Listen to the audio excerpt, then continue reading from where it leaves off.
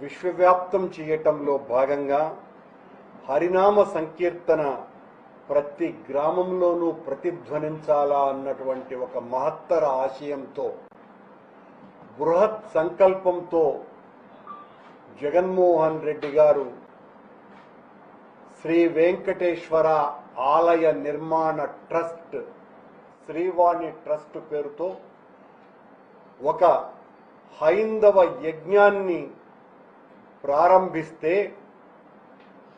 ఆ హైందవ యజ్ఞం జగన్మోహన్ రెడ్డి గారు ముఖ్యమంత్రిగా ఉన్న సమయంలో దాదాపు 4111 దేవాలయాలను నిర్మించటానికి శ్రీకారం చుట్టి వందల దేవాలయాలను పూర్తి చేసి మిగతా దేవాలయాలన్నీ కూడా ముగింపు దశలో ఉన్నటువంటి పరిస్థితులలో చంద్రబాబు నాయుడు గారు అధికారంలోకి వచ్చిన తరువాత 2024వ సంవత్సరం ఒక జీవో తీసుకొని వచ్చి ఆ ఆలయ నిర్మాణాలన్నింటినీ కూడా రద్దు చేసినారు. శ్రీవాణి పథకం ద్వారా జగన్మోహన్ రెడ్డి గారు 10,500 రూపాయల ఆ టికెట్లో 500 రూపాయలకే రసీదు ఇచ్చి 10,000 రూపాయలు కాజేస్తున్నారు వైసీపీ నాయకులు అని ఊరు వాడ విష ప్రచారం చేసినారు చంద్రబాబు నాయుడు, పవన్ కళ్యాణ్ ఇద్దరూ కలిసి. మేము అధికారంలోకి వచ్చిన తరువాత దాని మీద విచారణ చేయిస్తాం, ఆ నిందితులైనటువంటి వాళ్లను జైళ్లలోకి పంపిస్తాం అని వీరతాళ్లు వేసుకొని ప్రగల్భాలు పలికి ఓట్లు దండుకొని అధికారంలోకి వచ్చిన తరువాత శ్రీవాణి పథకం అత్యద్భుతమైన పథకం అనే విషయాన్ని గుర్తించి మేము 10,000 గుళ్ళు కడతాము అని నిర్ణయం తీసుకొని చంద్రబాబు నాయుడు గారు ఈ రోజున ఆ దేవాలయాలకంతా కూడా టెండర్లు పిలవకుండానే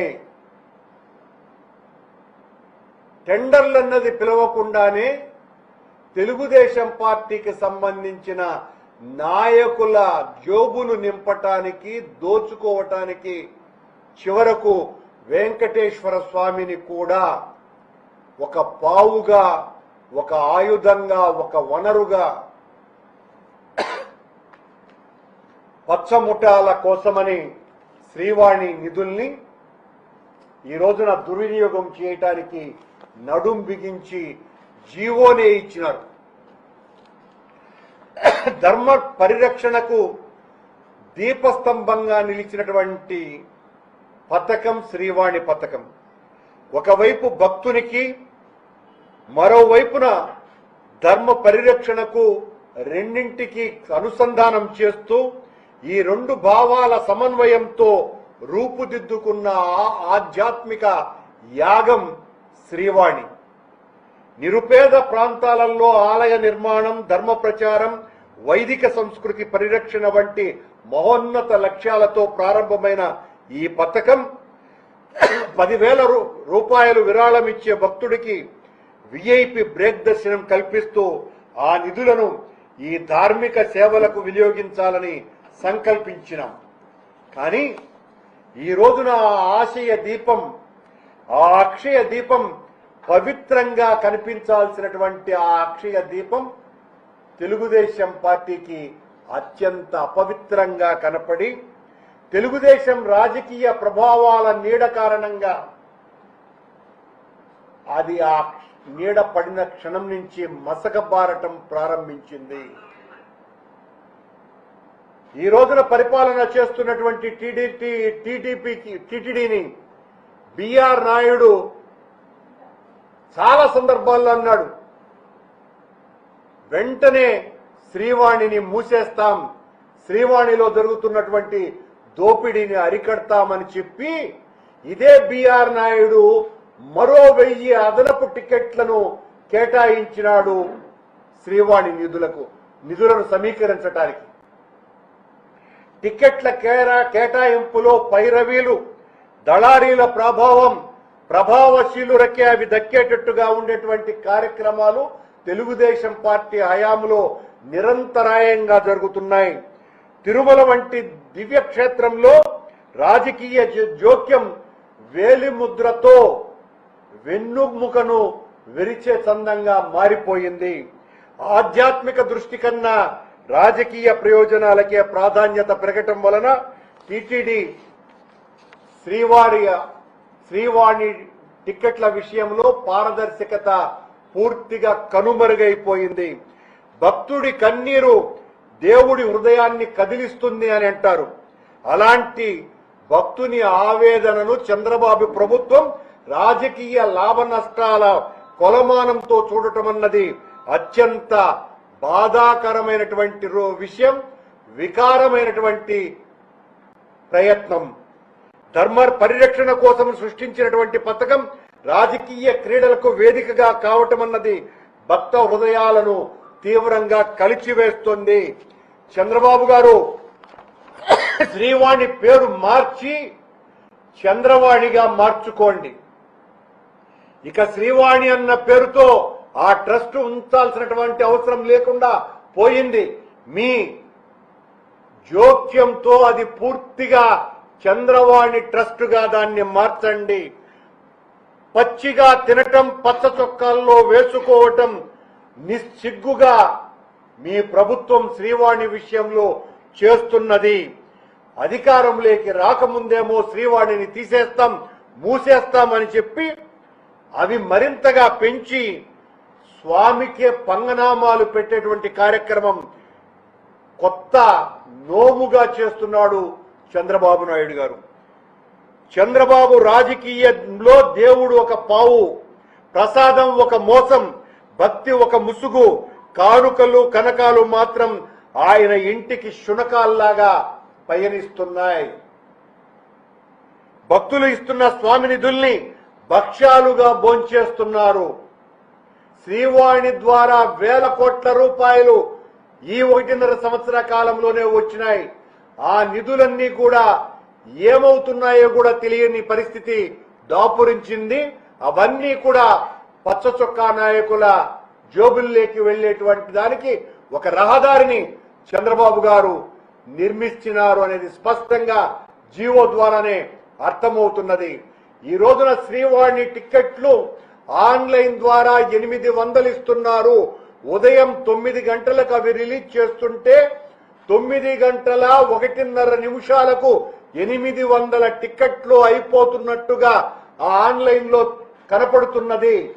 ఆశ్చర్యంగా కొద్దిమంది ట్రావెల్ ఏజెంట్లు, దళారులు, బ్రోకర్లు, డాఫర్లు ఆ శ్రీవాణి టిక్కెట్లను 15,000 రూపాయలకు అమ్ముతున్నారు.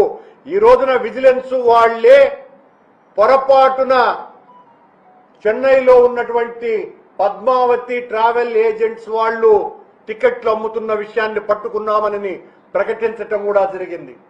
కేవలం పద్మావతి ట్రావెల్ ఏజెన్సీ మాత్రమే కాదు, కొండ మీద కొండ కింద ఇంకా 7-8 మంది ఇలాంటి బ్రోకర్లు, దళారీలు 15,000 రూపాయలకు టిక్కెట్లను అమ్ముతున్నారు. దీని వెనుక టీటీడీ అధ్యక్షుడు, ఒక పాలక మండలి సభ్యుడు, స్థానికుడైనటువంటి వాడి హస్తం ఉన్నదనని కోడై కూస్తున్నది. 9 గంటల 1.5 నిమిషాలలో 800 టికెట్లు అయిపోవటం ఏంటి? 9 గంటల 10 నిమిషాలకు 15 నిమిషాలకు అదే బ్రోకర్ల ద్వారా ఆ టికెట్లు రిలీజ్ కాపాడుతున్నాయి. ఇది ఆశ్చర్యకరమే కాదు, టీటీడీకి అవమానకరమైనటువంటి విషయం. బిఆర్ నాయుడు గారికి సొంత ట్రావెల్ ఏజెన్సీ కూడా ఉన్నది. దాని పేరు ట్రావెల్ క్లబ్ 4X. ఈయన దాదాపు ఈ 30 సంవత్సరాలుగా ఈ ట్రావెల్ క్లబ్ 4X అన్న దాన్ని నడుపుతున్నాడు. ఈ ట్రావెల్ క్లబ్ 4X కి చెన్నైలో ఈరోజు పట్టుబడ్డటువంటి పద్మావతి ట్రావెల్ ఏజెన్సీకి, అలాగే ఇక్కడ బ్రోకర్లుగా ఉండి టికెట్లు అమ్ముతున్నటువంటి ట్రావెల్ ఏజెంట్లకి ఉన్నటువంటి సంబంధం మీద విజిలెన్స్ విచారణ జరపాల్సినటువంటి అవసరమున్నది.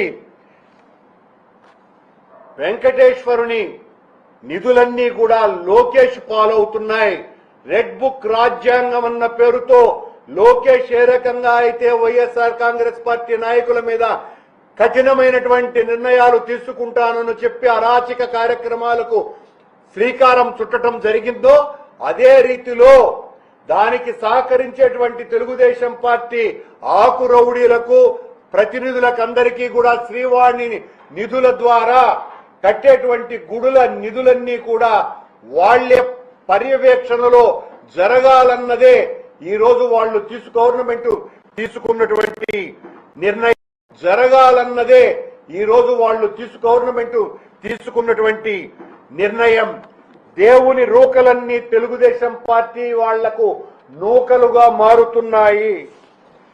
జగన్ అనేక విధాల పథకాలతో ప్రజలకు మేలు చేస్తే అవే పథకాలకు పేరు మార్చి చంద్రబాబు గారు తన అనుచరులకు అప్పనంగా అప్పలాల్లాగా పనిచేస్తున్నారు అని ఈ రోజు లోకం కోడై కూస్తున్నది. భక్తులు స్వామికి నిలువు దోపిడీ చేస్తూ ఉంటే చంద్రబాబు స్వామినే నిలువు దోపిడీ చేస్తున్నారు అన్నది శ్రీవాణి నిధుల విషయంలో జరుగుతున్న తతంగం ద్వారా స్పష్టంగా అర్థమైపోతున్నది. టెండర్లు లేకుండా పనులు అంటే వెండర్లు లేకుండా అమ్మించినట్లే.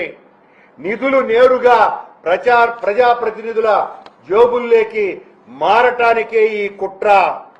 రాష్ట్రంలో ఆధ్యాత్మిక ప్రపంచం విలసిల్లాలి, సమాజంలో సన్మార్గాన్ని నడిపించే విధంగా పయనించే విధంగా చెయ్యాలి అన్నటువంటి సత్సంకల్పంతో జగన్మోహన్ రెడ్డి గారు వేలాది వైష్ణవ దేవాలయాలను నిర్మించటమే కాకుండా పురాతన దేవాలయాల జీర్ణోద్ధరణ జరిగి తీరాలా అన్నటువంటి సదాశయంతో సత్సంకల్పంతో శ్రీవాణి ప్రాజెక్టు ద్వారా ట్రస్ట్ ద్వారా ఆ 10,000 రూపాయల విరాళాలతో ఎంతో గొప్పగా హైందవ మత వ్యాప్తి కోసమని కంకణబద్ధుడై ఆయన అనేక కార్యక్రమాలు చేస్తే చంద్రబాబు వెంటనే దాని మీద పనిగట్టుకొని విమర్శించినప్పుడు చంద్రబాబును మోసేటువంటి బోయిలైన ఈనాడు, ఆంధ్రజ్యోతి, టీవీ5, మా టీవీ లాంటి వాళ్ళంతా కూడా మొత్తం వైసీపీ నాయకులు దాన్ని